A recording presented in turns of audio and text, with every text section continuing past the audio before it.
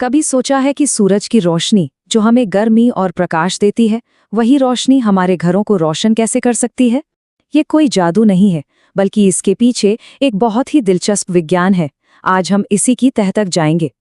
हम सब अपनी छतों पर या बड़े बड़े सोलर फार्म्स में ये नीले पैनल्स देखते हैं, पर सवाल ये है कि ये धूप में पड़े पड़े आखिर करते क्या हैं? ये एक बहुत ही कमाल का वैज्ञानिक सिद्धांत है जो सूरज की रोशनी को सीधे, बिल्कुल सीधे बिजली में बदल देता है। तो चलिए आज मिलकर इस रहस्य से पर्दा उठाते हैं। तो इस पूरी टेक्नोलॉजी की कहानी का जो हीरो है, वो है एक वैज्ञानिक सिद्धांत, और इसका नाम है फोटोवोल्टेइक प्रभाव। अच्छा, तो ये फोटोवोल्टाइक प्रभाव है क्या चीज़?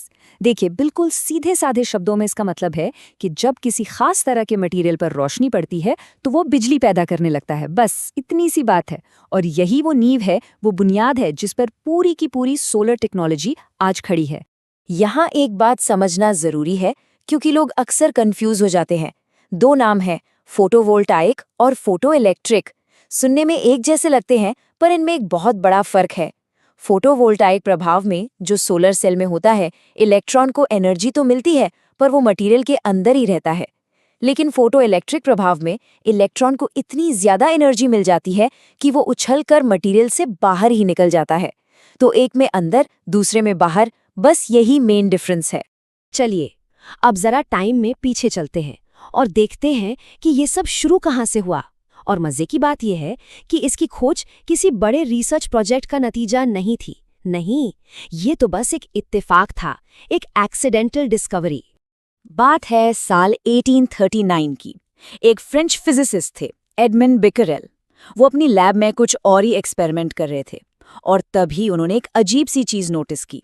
उन्होंने देखा कि जैसे ही उनके एक्सपेरिमेंटल सेल पर सूरज की रोशनी पड़ी, उसमें अचानक से एक इलेक्ट्रिक करंट दौड़ने लगा।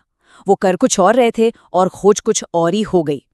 तो देखिए, 1839 में बेकरेल ने एक चिंगारी तो जला दी, लेकिन इस साइंटिफिक खोज को एक असली डिवाइस, एक प्रैक्टिकल सोलर सेल बनने में जानते हैं कितना वक्त लगा?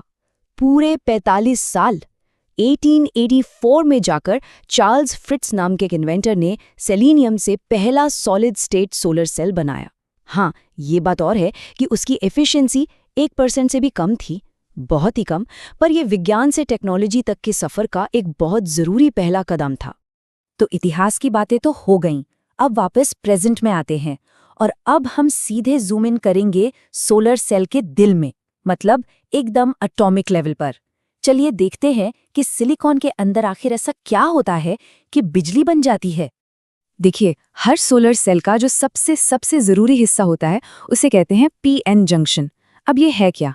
इसे ऐसे समझिए कि ये दो अलग अलग तरह के सेमीकंडक्टर मटेरियल्स के बीच की एक बाउंड्री है, एक सरहद, और इस सरहद पर अपने आप एक इलेक्ट्रिक फील्ड बन जाती है। ये इलेक्ट्रिक फील्ड एक तरह से ट्रैफिक पुलिस का काम करती है, जो इलेक्ट्रॉन्स के लिए एक वन वे रोड बना देती है। मतलब इलेक्ट्रॉन एक तरफ जा तो सकते हैं, पर वापस नहीं आ सकते, और बस यही इसकी असली ताकत है। तो अब देखते हैं कि पूरा प्रोसेस स्टेप बाय स्टेप होता कैसे है। सबसे पहले सूरज से रोशनी का एक छोटा सा पैकेट, जिसे फोटॉन कहते हैं, आता है और सोलर सेल के सिलिकॉन एटम से जोर से टकराता है। इस टक्कर से एटम का एक इलेक्ट्रॉन अपनी जगह से उछल जाता है, उसे एनर्जी मिल जाती है। अब जहां से इलेक्ट्रॉन निकला, वहां एक खाली जगह बन गई, इसे कहते हैं होल। तो अब हमारे पास एक फ्री इलेक्ट्रॉन है और एक होल। यहीं पर वो पीएन जंक्शन वाला इलेक्ट्रिक फील्ड अपना काम शुरू करता है। वो इस इलेक्ट्रॉन को एक तरफ धकेल देता है और होल को दूसरी तरफ, और बस जैसे ही लाखों करोड़ों इलेक्ट्रॉन एक ही दिशा में बहना शुरू करते हैं, बन जाती है बिजली, यानी डायरेक्ट करंट या डीसी। अच्छा, अभी तक जो हमने समझा वो तो हुई एक आइडियल सिचुएशन की बात, लेकिन असली दुनिया में चीजें थोड़ी अलग होती हैं। एक और बहुत बड़ा फैक्टर है जो हर सोलर पैनल की परफॉर्मेंस पर असर डालता है, और वो है टेम्परेचर, यानी तापमान। और यहाँ एक ऐसी बात है जो सुनकर शायद थोड़ी हैरानी हो। ज्यादातर लोगों को लगता है कि जितनी ज्यादा गर्मी उतनी ज्यादा बिजली, पर असल में ऐसा नहीं है, बल्कि उल्टा है।